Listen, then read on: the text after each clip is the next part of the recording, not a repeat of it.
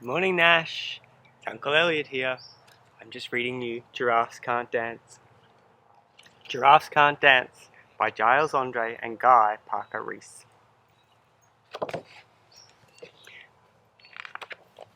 Giraffes Can't Dance by Giles Andreae and illustrated by Guy Parker-Rees.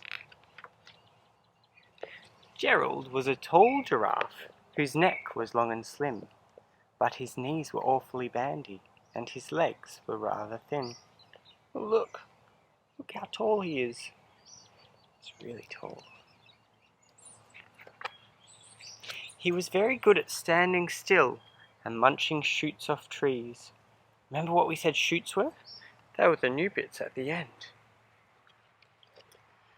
But when he tried to run around, he buckled at the knees.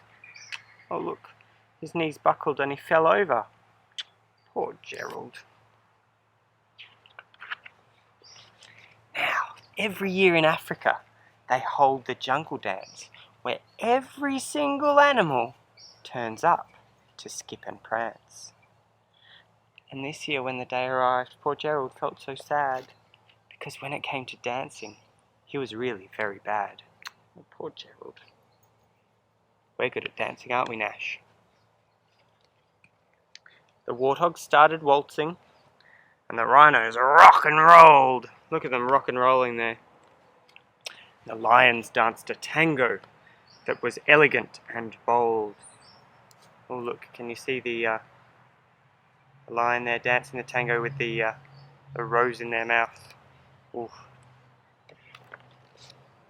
The chimps all did a cha-cha with a very Latin feel. Oh look, rock, rock, cha-cha-cha, rock, rock. Then 8 baboons then teamed up for a splendid Scottish reel. Gerald swallowed bravely as he walked towards the floor. But the lions saw him coming and they soon began to roar. "Hey, look at clumsy Gerald!" the animals all laughed.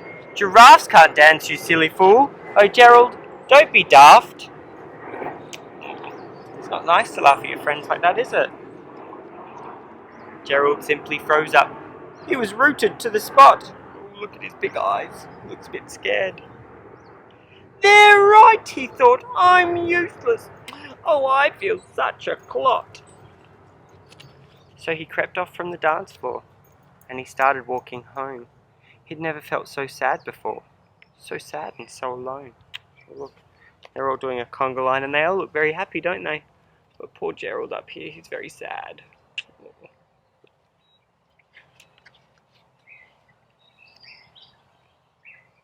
Then he found a little clearing, and he looked up at the sky. "The moon can be so beautiful," he whispered with a sigh. "Excuse me," coughed a cricket, who'd seen Gerald earlier on. "But sometimes when you're different, you just need a different song." See what happens. "Listen to the swaying grass and listen to the trees. To me the sweetest music is those branches in the breeze.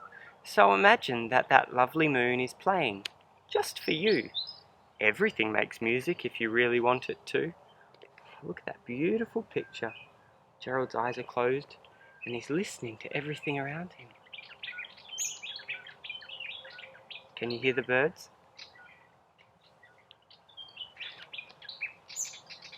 With that the cricket smiled and picked up his violin. Then Gerald felt his body do the most amazing thing. His hoofs had started shuffling, making circles on the ground. His neck was gently swaying and his tail was swishing round. Look, there it goes, around and around.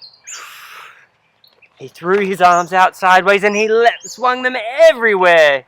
He did a backward somersault and leapt up in the air. Oh, look at that.